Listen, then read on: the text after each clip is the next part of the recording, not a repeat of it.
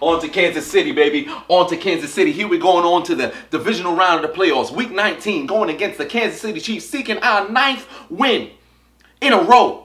And all I'm hearing from the ESPN, all I'm hearing from NFL, all I'm hearing the First Take and Undisputed, all of these damn sports analysts, these sports experts, all I'm hearing is, oh, you're going against hostile territory. You're going into Arrowhead Stadium, the loudest stadium in the NFL. The Chiefs, they have this huge home field advantage. They don't lose at home. Last time I heard of the Pittsburgh Steelers going against a team that happens to have this home field advantage, I think back to 2005. What happened in 2005 after we put the Beats by Dre on Cincinnati? We walked into the RCA Dome out there in Indianapolis against the number 1 ranked offense, the number 1 ranked team in the league, the Indianapolis Colts, led by the legend, the living legend, Peyton Manning. And what happened? Vanderjet, wide right. Oh, it's no good. The Pittsburgh Steelers are on to Denver in the AFC Championship, and that's what's fixing to happen this week. Don't tell me nothing about no home field advantage, because I ain't worried about that, because we put the whooping on Kansas City in week 4. Now, that may have been at our house. That may have been at Heinz Field, but the blueprint and the agenda will not change.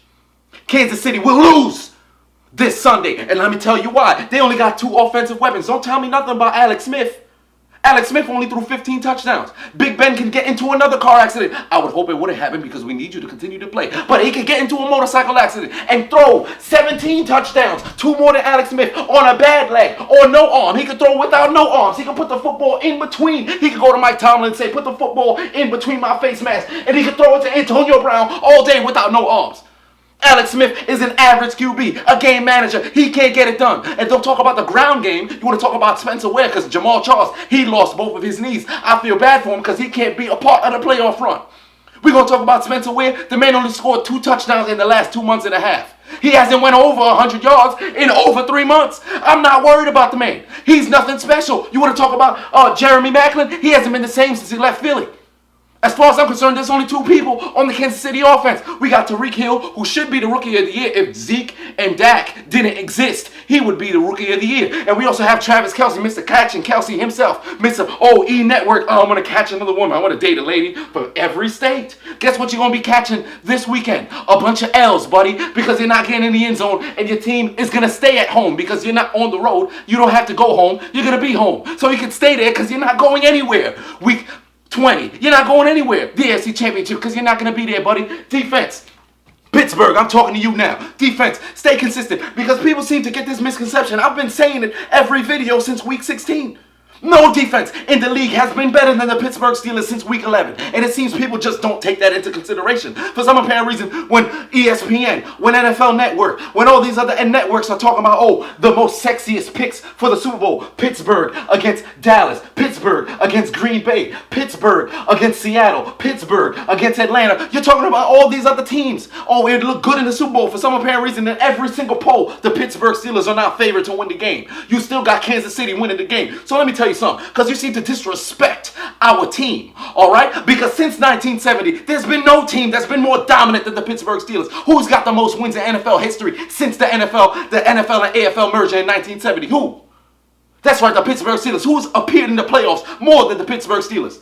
Nobody. Who's won more Super Bowls than the Pittsburgh Steelers?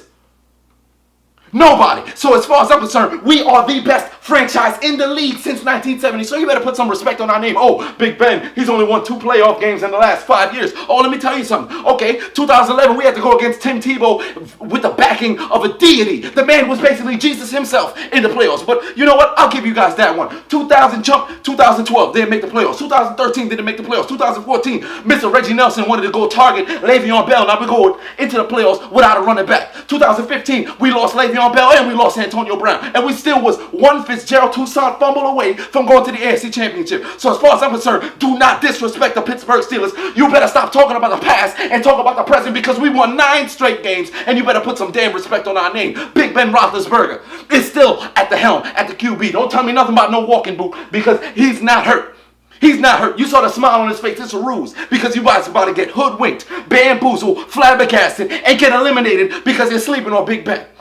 Antonio Brown is the best. receiver in the league. He had 2 touchdowns with ease in the first quarter. Best believe he'll do it again to the 7th ranked defense of the Kansas City Chiefs. Because understand something, Marcus Peters, he may have the most interceptions in the league since the beginning of last year, but he's also given a hell of a lot of yards. So don't think the man's an elite corner like he's going to shut down Antonio Brown. That's not going to happen. Eric Berry, wonderful story, buddy. Wonderful story. I'd love if you were able to host that Lombardi up. You're able to hoist it above your head and say, I defeated cancer and I also won a Super Bowl title. It's a wonderful story. I hope it happens to you in the future. But it's not going to happen this season because you picked the wrong team to play against.